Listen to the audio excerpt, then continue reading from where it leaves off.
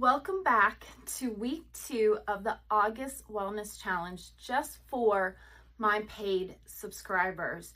We are diving into physical health and really nutrition and movement. So last week we looked at the foundation of wellness and kind of these micro changes. We're really taking shame and guilt out of the equation, and we're just looking at one small thing that we can do. And this week we're going to look at one that is kind of triggering, so just be aware. It's not about shame and guilt. It's about incorporating just one thing into your routine. So take a moment to check in with your body right now.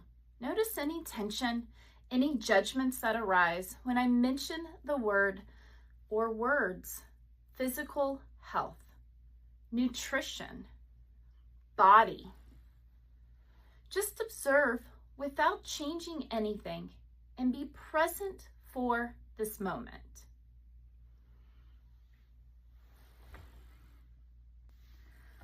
Let's start with understanding how organic change works in our relationship with our bodies. Remember our core framework. When capacity, value, and motivation are built together, they create upward spirals of growth. When they're depleted, we get pulled into negative cycles of avoidance. So let's look at these 3 topics and the framework for physical health. Capacity in physical health is your physical capacity isn't just about how many push-ups you can do or whether you can run a mile.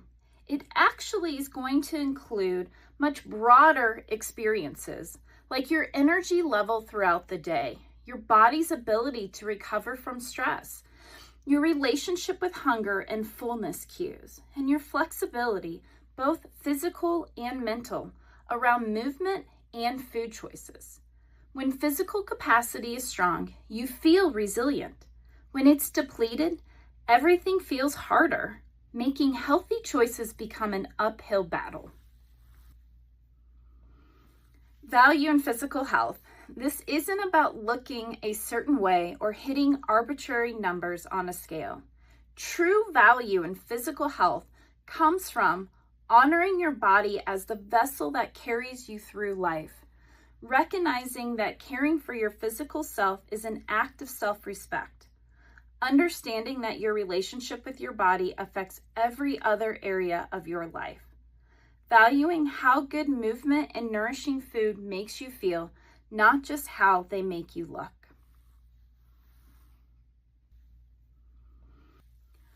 Motivation in physical health. Sustainable motivation comes from internal drives, not external pressures. The desire to feel strong and capable in your daily life, wanting to have energy for the things and people you love, the satisfaction of keeping promises to yourself, the joy of discovering what your body can do when you treat it well. So now let's talk about what happens when the system breaks down. Most of us have had experienced the shame avoidance cycle around physical health.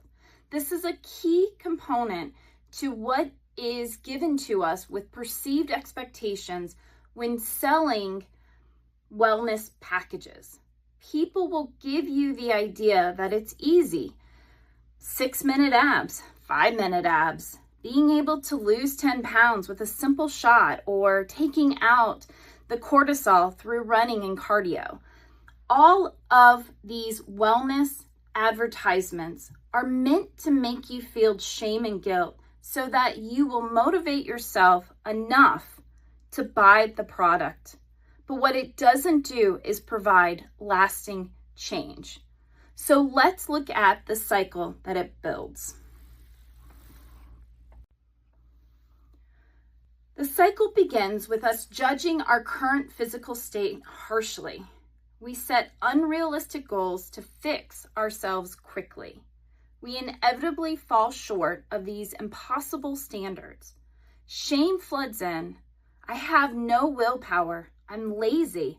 I'll never change. Our capacity, value, and motivation all deplete further. The cycle repeats, often worse than before. And this hidden cost of shame is that shame will drive our health choices. We're operating from a depleted state. We're trying to build something positive from a foundation of self-rejection. This is why shame-based health approaches inevitably fail. They're fighting against our natural systems of growth and resilience. So let's break free. Let's build a path to a flow state. So how do we break free from the cycle and create a positive flow around physical health? We're going to first have radical acceptance of where we are. Start by acknowledging your current relationship with your body without trying to change it immediately. This might sound like, right now, I have complicated feelings about exercise. I notice I use food to cope with stress, and that's human. My body has carried me through a lot, even if it's not where I want it to be.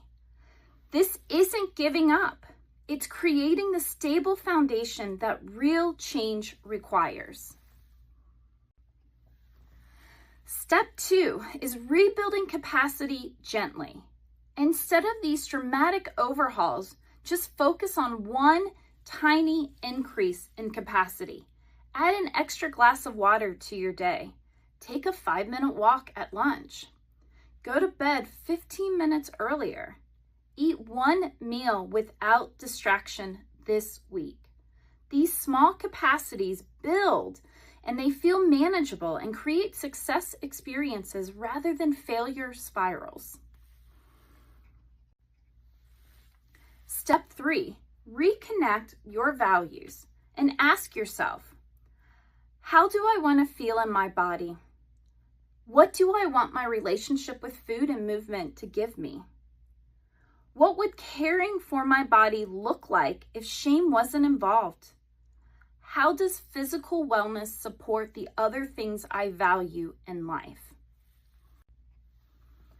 Step 4 is find intrinsic motivation. Look for motivation that comes from joy and curiosity rather than fear and control. Consider the following and pause if you need to reflect on all these important questions. What forms of movement actually feel good to you? What foods make you feel energized and satisfied? How can you make healthy choices feel like acts of self-care rather than self-punishment? So let's start creating a physical flow state. As we saw and we started to analyze and reflect on some of the things that is driving us and can throw us into a shame cycle, looking into a physical flow state means that we are focused on the capacity, the motivation, and the value. We're looking at, are we depleting or are we increasing? Are we filling that cup? And as we realize without judgment, then we can start to be able to slowly increase each one in an intentional manner. Remember the zoom out, empowerment, and intention. Balance, empowerment, intention will take you everywhere when building organic change. So let's explore this further. This week, I want you to experiment with approaching physical health. Just get curious, see what it looks like to be intentional. And what is it that you like, what you don't like? Lean into the things that you're already doing and be curious about what it would look like to expand on that. Don't feel like you have to start a whole new routine and do a whole new thing. Take what you have now and see what it is to just add a little bit of intentional movement and nutrition to it. And remember, sustainability change happens when we work with our natural systems of growth, not against them. Your body isn't your enemy. It's been your faithful companion through every experience of your life. The goal isn't perfection. The goal is to create a relationship with your physical health that builds your capacity, aligns with your values, and draws from intrinsic motivation. When these three things come together, we have healthy choices that start to feel natural rather than forced. So take a moment and place your hand on your heart and your body right now and just acknowledge the body that you have. Not the body that you want, but the body that you have right now. And be able to allow this body that breathes for you, that carries your thoughts and dreams, that has survived every challenge you've faced so far. This is where physical wellness begins. This recognition, this respect, and this understanding that you deserve to feel good in your own skin. I'm really excited about this week, and I know you're going to do great. So comment below. Let's build Accountability Village together so that we can all live in a more well and present state.